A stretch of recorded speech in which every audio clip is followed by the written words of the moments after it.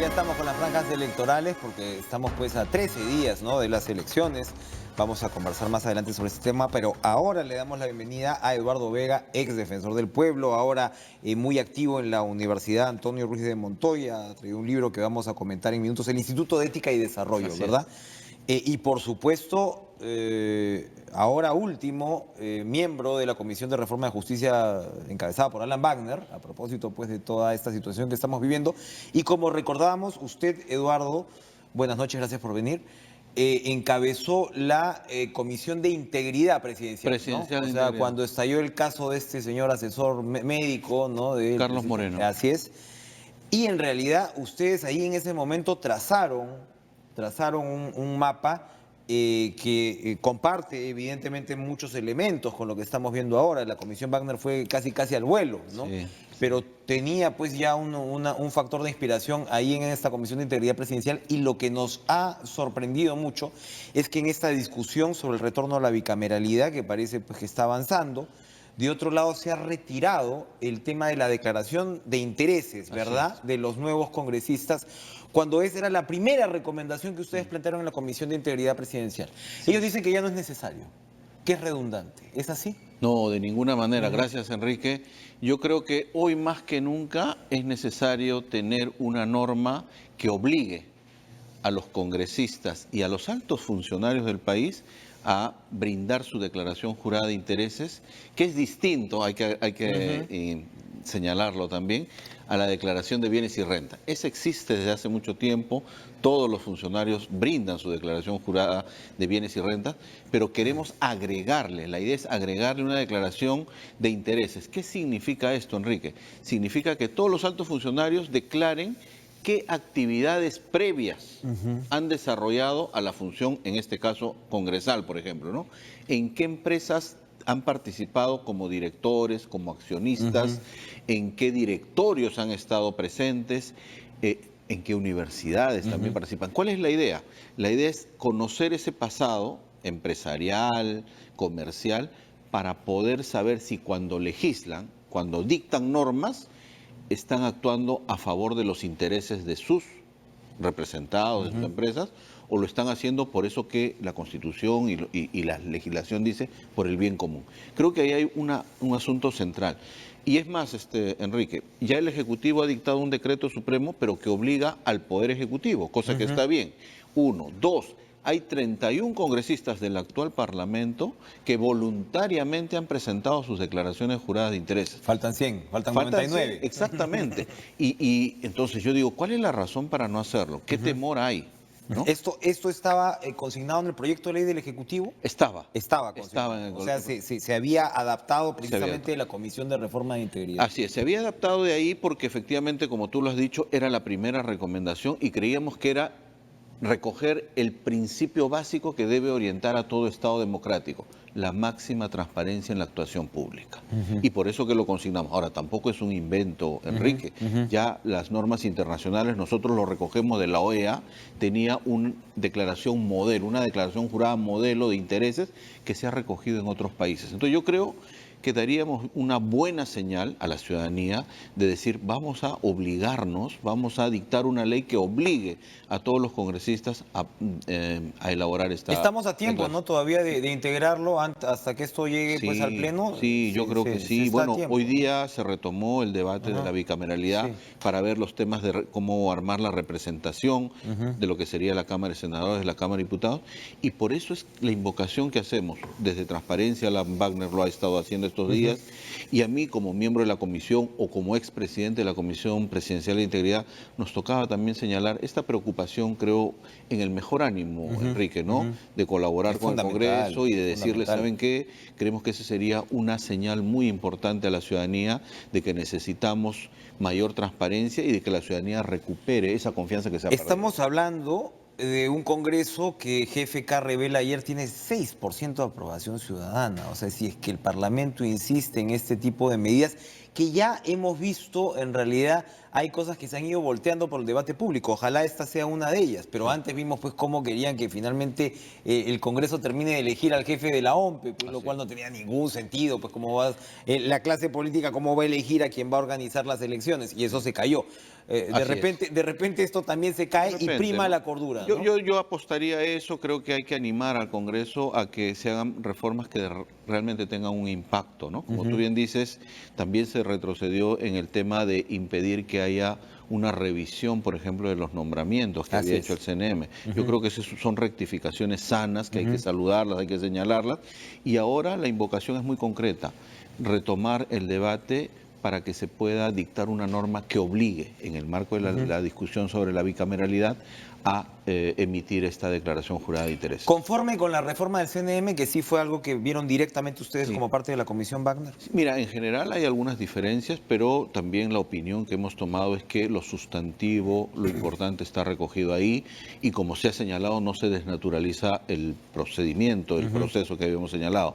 La meritocracia se mantiene, creo que es el elemento central que habíamos planteado para la nueva conformación del CNM.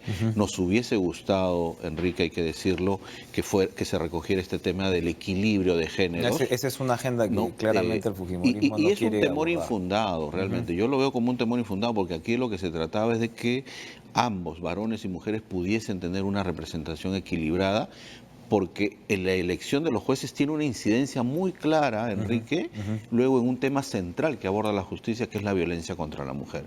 Entonces creemos que ahí ese elemento era muy importante, pero ya, el Congreso no lo ha querido adoptar así por estos temores que hay. Yo creo Esa es una observación. Sí, esa es una observación muy clara, ¿no? Muy clara. Sí. Ahora, lo que viene por delante, ustedes, si bien, como comentaba, en realidad ustedes se dedicaron al tema de reforma de justicia, pero luego han apoyado lo que es la reforma política, las propuestas del presidente a partir del 28 de julio. Ustedes, como comisión, se han reunido posteriormente con el presidente también, después, ¿no? Entonces, me imagino que han podido también discutir. No sé si se habrá pues hablado antes del tema de cuestión de confianza, antes de que este se presentara como opción y demás. Pero el presidente precisamente se ha referido varias veces en que no se va a aceptar la desnaturalización de los proyectos. ¿Qué significaría desnaturalización en lo que queda por delante con respecto a bicameralidad, con respecto a no reelección, con respecto a finanzas, transparencia de finanzas de los partidos? Digamos, lo primero que creo que ya se ha comprendido en el Congreso, y espero que eso se respete, es la necesidad de hacer un referéndum el día 9 de diciembre. Eso es parte yo parto fundamental de esa idea, yo parto de esa idea y parto por lo tanto de que eso significa que antes del 4 o el 4, como ha sido el acuerdo y lo ha señalado en reiteradas oportunidades el premier Villanueva, se aprueben estos 4 proyectos. Yo creo que ahí debería honrarse la palabra y debería confiarse de que eso va a ser así. Luego, la no desnaturalización quiere decir que conservemos la bicameralidad, ¿no? Que dejemos para un segundo momento debate sobre eventualmente el detalle, la forma en que esto se va a conformar. Creo que es posible eso desarrollar en leyes. Ahí hay un punto orgánicas, interesante, ¿no? ahí hay un punto interesante. Otra vez vuelvo a esta encuesta de GFK. Hay una mayoría de la población entiende estos temas. Hay una mayoría de la población que dice exactamente lo que usted está señalando, que en realidad en el referéndum pues se debería preguntar el gran tema de fondo, o sea, ¿vamos a la bicameralidad o no vamos a la bicameralidad? ¿Se prohíbe la reelección o no se prohíbe la reelección? ¿Reformamos el CNM o no? Y probablemente poder estructurar la letra pequeña con ese mandato, ¿no? Claro, o sea, de repente es un poquito necio insistir en el detalle extremo cuando en realidad lo que tenemos que tener es una estructura bien sólida, ¿no? Sí, yo creo que de eso se trataría, Enrique, ¿no? De tener bases muy claras, los principios muy claros, la no desnaturalización, creo que la bicameralidad va en ese punto, y luego ver que ésta refleje de mejor manera la representatividad, ¿no? Hoy se estaba discutiendo de eso, entonces habían quienes criticaban al premier Villanueva en la Comisión de Constitución. Él ha planteado este modelo de macrodistritos para el Senado, ¿no? Y de microdistritos para la Cámara de Diputados. ¿Es correcto, usted que ha sido además defensor del pueblo y tiene muy en claro todo el tema de representatividad, que es un principio fundamental, ¿no?, de un parlamento? ¿Los peruanos se van a ver representados con 30 senadores? Mira, yo creo que no. Creo que ahí es necesario eso, pensar un poco más, darle más vueltas. Creo que hay propuestas técnicas muy claras, muy elaboradas, que ameritan un detalle mayor. sí fijar reglas muy claras de mejorar la representatividad, ¿no? Que superen este problema que ahora tenemos en relación con la representatividad en el Congreso, pero con calma, ¿no? Lo importante ahora es mostrar que hay la voluntad de avanzar en este tema, ¿no? Así como en los otros dos temas que están pendientes, que es la no reelección y el tema de del financiamiento. El ¿no? número de senadores podría dejarse para más adelante, la definición de ese número, ¿eso se ha conversado? No, mira, no hemos llegado a estamos ese en detalle. los 30. No hemos llegado a ese detalle, Ajá, como te digo, ahí lo que está claramente señalado es, hay una forma actual de representación, habría que ver si es posible, ¿no?, avanzar en una composición mucho más amplia, mucho más representativa. Creo que ese es el tema difícil de abordar en este momento.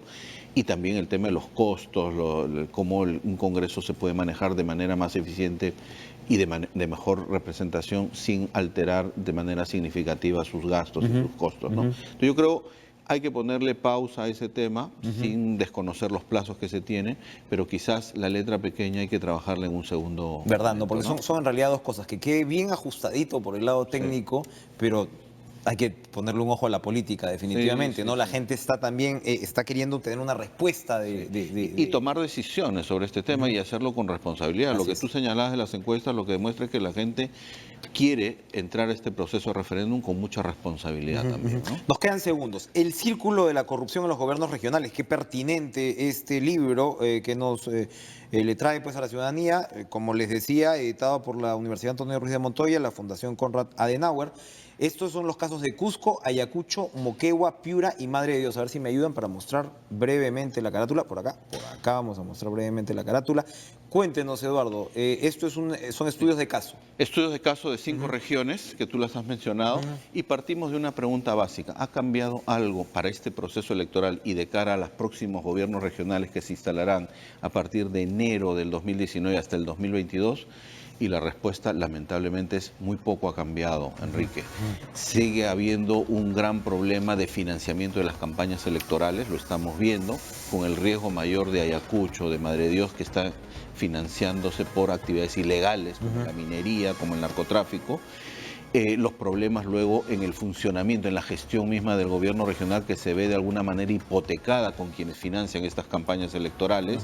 Y entonces hay un problema ahí de los altos cargos, los cargos de confianza, lamentablemente no son al mejor, sino al amigo de repente, y ahí hay un problema. Los comités de selección, que son los que van a determinar a qué empresas se les otorgan las obras, la buena pro de las obras. Estamos viendo el caso de Bre, ahorita nada más con el de Vía Evitamiento Cusco, que siguen saliendo revelaciones y ahí una larga cola. Bueno, ¿no? y las obras inconclusas, Enrique, es impresionante. Hay más de 1090 obras inconclusas en este momento en el país. El caso más dramático lo conoce medio Perú, que es el caso del Hospital Antonio Lorena en el Cusco. Pero así como ese, hay colegios, hay obras de agua y saneamiento, hay obras de pistas de asfaltado que simplemente no se han terminado tampoco, ¿no? Gravísimo. Interesantísimo, de referencia obligada, el libro El Círculo de la Corrupción. Proponemos ahí qué deben hacer los nuevos gobiernos para superar estos problemas. Lo revisaremos con cuidado. Gracias por estar con nosotros esta noche, Eduardo Vega. Vamos a regresar precisamente al proceso electoral que estamos viviendo ahora mismo con la especialista Alexandra Mesa. No se vayan.